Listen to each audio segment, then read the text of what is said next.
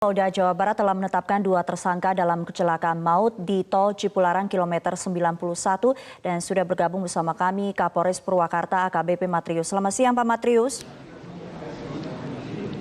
Selamat siang Mbak. Ya Pak Matrius, tadi kesimpulan yang sudah diambil oleh pihak kepolisian ada unsur kelalaian yang dilakukan sehingga ditetapkan 2 tersangka. Tadi disebutkan ada kelebihan muatan, kemudian ada faktor kontur jalan, ada rem yang tidak berfungsi. Sebetulnya yang mana yang menjadi penyebab utama kecelakaan maut ini, Pak? Baik, perlu kami jelaskan sebetulnya itu rangkaian, Mbak. Jadi kita menetapkan 2 tersangka ini dengan berdasarkan hasil pemeriksaan saksi-saksi, termasuk pemeriksaan saksi ahli, pemeriksaan tersangka sendiri, kemudian juga hasil olah TKP, hasil olah barang bukti secara komprehensif bersama instansi samping kita lakukan. Dan kita dapat simpulkan bahwa kecelakaan ini awal mula terjadinya karena adanya pelanggaran dari tonase atau muatan, di mana truk B9410 UIU yang dikendari tersangka S itu mengangkut muatan tanah melebihi dari batas yang seharusnya, di mana seharusnya 12 ton namun mengangkut sampai 37 ton.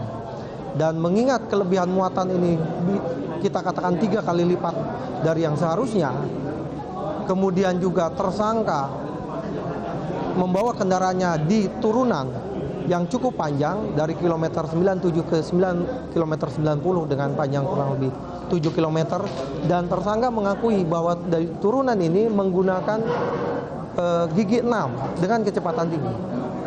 Begitu kendaraan meluncur, karena ada gaya momentum dari kelebihan muatan tadi, mengakibatkan supir ingin mengurangi kecepatan dengan menggunakan rem dan mengover gigi.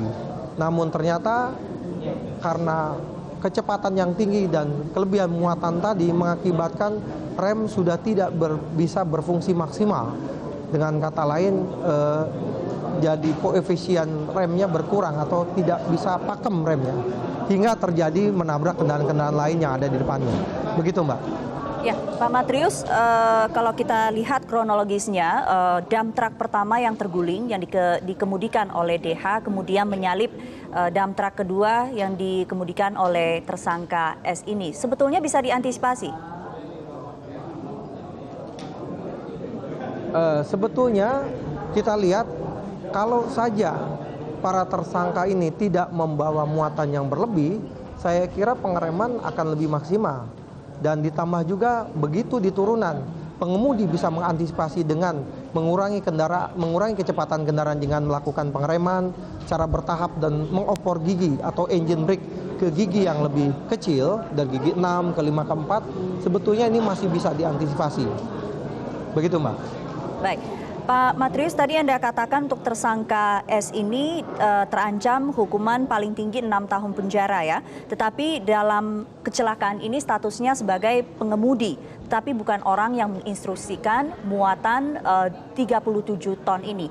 Akan ditelusuri kemungkinan tersangka lain, misalnya manajemen dari perusahaan akan diminta pertanggungjawaban atau dimintai keterangan? Betul sekali Mbak, kami sudah membentuk tim penyidik. Selain menyidik kasus kecelakaan ini, di mana tersangkanya S, kami juga sedang memperdalam atau menggali adanya tersangka lain. Mengingat sesuai keterangan dari S, bahwa kemuatan berlebih itu bukan atas perintahnya, namun ada manajemen perusahaan, atau kata lain ada pihak-pihak dari perusahaan baik angkutan maupun pemilik ataupun pengoperasional tanah ini yang memerintahkan membawa itu. Dan kita akan gali terus, akan perdalam, dan kita akan periksa saksi-saksi lain sehingga mungkin akan ada tersangka-tersangka lain. Baik. Artinya tersangka S ini sekaligus akan menjadi saksi kunci juga ya? Betul sekali. Baik, Pak Matrius, selanjutnya untuk pertanggungjawaban ataupun potensi tersangka lain ini akan ditelusuri dari mana saja, Pak Matrius? Baik, Nanti secara teknis penyidikan kami akan dalami dan perkembangannya tentunya akan kita informasikan lebih lanjut. Yang jelas dari keterangan saksi S dan bukti-bukti yang ada, tanah yang melebihi tonase yang dibawa kendaraan tadi dan sebagainya, kita akan kembangkan terus ini. Sehingga tidak menutup kemungkinan seperti yang saya sampaikan tadi, manajemen perusahaannya pun akan kita minta keterangan sebagai saksi dan bisa berkembang sebagai tersangka. Sudah ada keterangan terkait ini dari tersangka S? Sudah kita mintai keterangan untuk tersangka S dan kita akan perdalam lagi, Mbak. Baik. Pak Matrius, tadi ada informasi terkait dengan masalah korban yang saat ini juga masih dirawat di rumah sakit yang tidak terdengar terlalu jelas. Bisa diupdate sedikit mengenai kondisi korban yang masih dirawat? Baik, dari untuk korban ini, baik yang meninggal dunia ada jumlah 8 orang, yang 4 sebetulnya sudah diurus oleh keluarganya. Sementara yang 4 lagi yang belum teridentifikasi itu seluruhnya sudah dibawa ke Rumah Sakit Kramat Jati untuk proses identifikasi melalui DNA yang nanti akan dibandingkan dengan keluarganya. Adapun 28 korban lainnya, sebanyak 20 korban yang luka-luka ini sebagian besar sudah dibawa oleh keluarganya, namun ada yang masih dirawat di Rumah Sakit Tamrin Purwakarta dan ada juga yang memang akan dirawat kembali ke negaranya, yaitu warga negara asing dari Korea Selatan, dan satu lagi ada yang sudah dirujuk dan dirawat di salah satu rumah sakit di Bekasi. Begitu, Mbak. Pak Matrius, ada 4 jenazah yang sulit untuk diidentifikasi. Apa kesulitan yang dialami? Jadi kalau melihat langsung kondisi korban, memang akibat kebakaran hebat kendaraannya, korban ini 4-empatnya mengalami luka bakar sangat serius, dalam arti jenis kelaminnya pun tidak terlihat lagi, pakaian pun sudah tidak terlihat. Jadi mohon maaf, sudah menjadi arang, sehingga perlu penanganan khusus dari Laboratorium Forensik Polri untuk mengetahui melalui DNA-nya.